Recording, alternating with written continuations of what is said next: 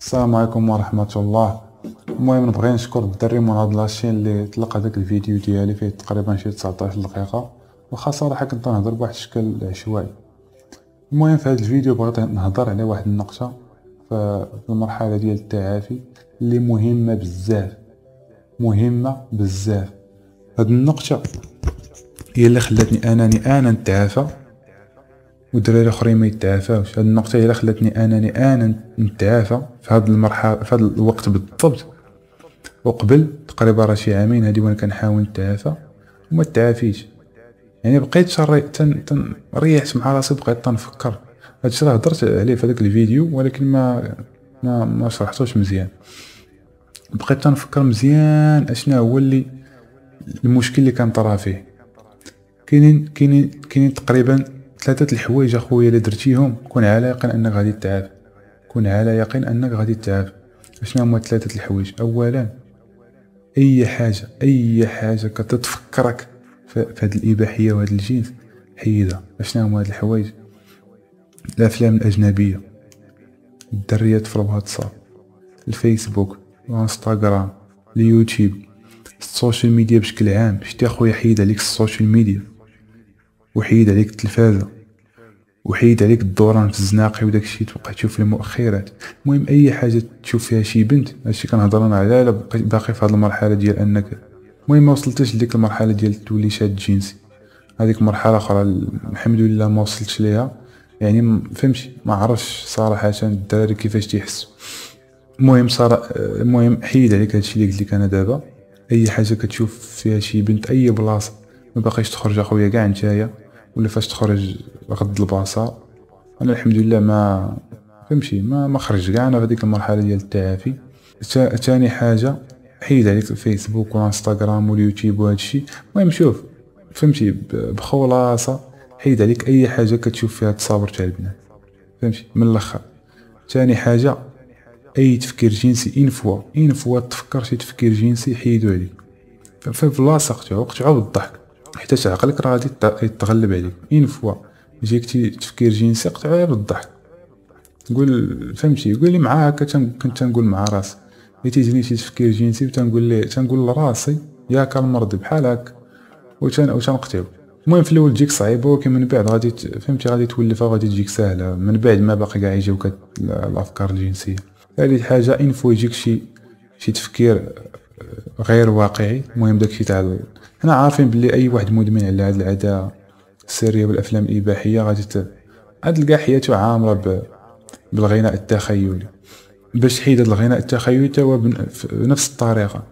حيد عليك اولا الدياسك. ثاني حاجه هو انه فهمتي انفو يجيك شي غناء تخيلي قطعو بالضحك. انا صراحه هادشي اللي كنت ندير، تيجيني شي غناء تخيلي ولا كيجيني شي تفكير جنسي كنقول لراسي ياك المرضي صافي صافي وتنبدل التفكير. يعني حيد عليك اخويا هادشي. ثالث حاجه، حيد عليك اي حاجه كتفكرك انك كتعافى. يعني اخويا عقلك راه خصك تنسيه في هادشي. حيتاش فاش درت داك الفيديو ديال 19 دقيقه واحد الدري كتب لي لتحت، كتب لي اخويا واش نديرو جروب واتساب. خويا تبيتي تخرج على راسك، راه ما غاديش تعافي الا درتي جروب تاع الواتساب. تقدر ديرو من بعد التعافي، فهمتي، بحال مثلا انا نديرو. واخا صراحه ما فهمتي ما ننصحكمش بهذا الشيء.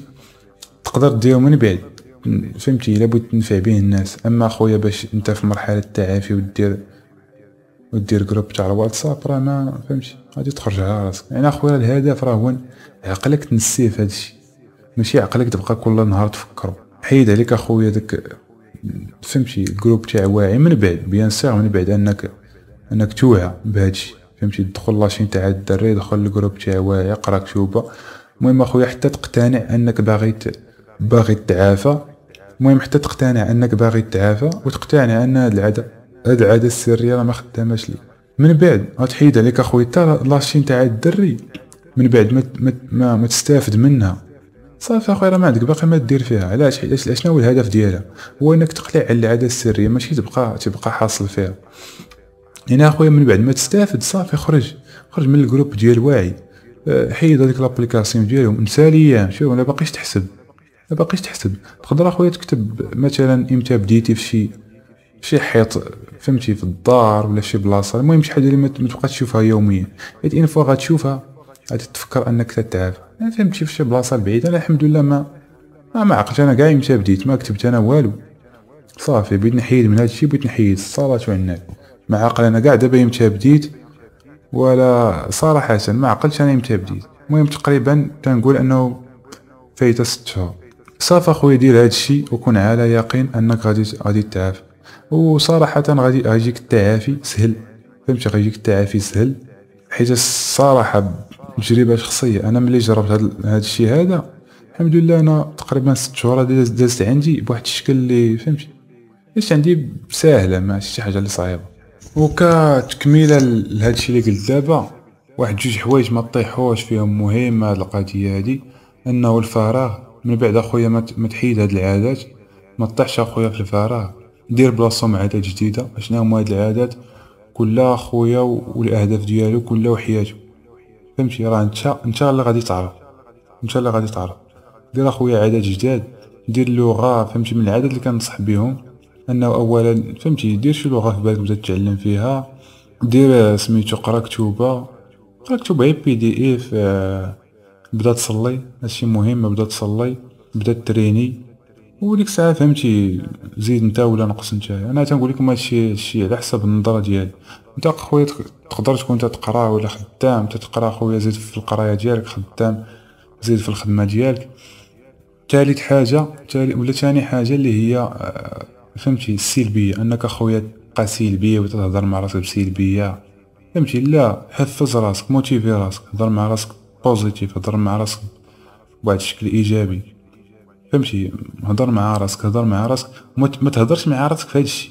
واحد المشكله اخرى راه نعاود نقولها لكم، الهدف هو اننا نتعافاو من هادشي. ما تهضرش مع راسك حتى ديك الهضره ديال انك تقدر تتعافى من الاباحيه، انت فكرتي راسك. هضر مع راسك ايجابي في حاجه اخرى، فهمتي انك غادي تنجح في حياتك. شوف اخويا راه نعاود نقولها لك، هادشي خصك تنساه، فهمتي هادشي راه مشكله كبيره. حنا عارفين انه هادشي فهمتي ما حدك مدمن على الاباحيه ما غادي دير والو في حياتك، ولكن راه الا بقيتي كتفكرها ما غاديش تقلع عليها. يعني صافي دير بحال الا ما عمرك مارستي شي حاجه سميتها العاده السريه، ما كتعرفهاش كاع انت، ما كتعرفش شنو هي العاده السريه. والله الا بحال هكا كنت نهضر مع راسي، كنشوف مثلا تيطلع ليا شي حاجه العاده السريه ولا شي حاجه، نقول شنو هي العاده السريه، فهمتي هي تنضحك انا مع راسي، ولكن فهمتي بحال هكا خصك تكون تنساها كاع، تنساها.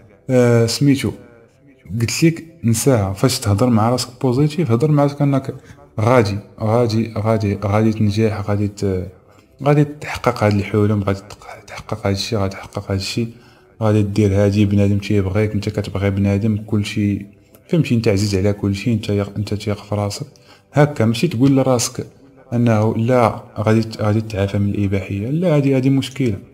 الا بقيتي كتفكر راسك راك غادي ترجع. يعني نتمنى تكونوا فهمتوني. المهم شكرا، ونتمنى سيدي ربي يعفو على الجميع، والسلام عليكم.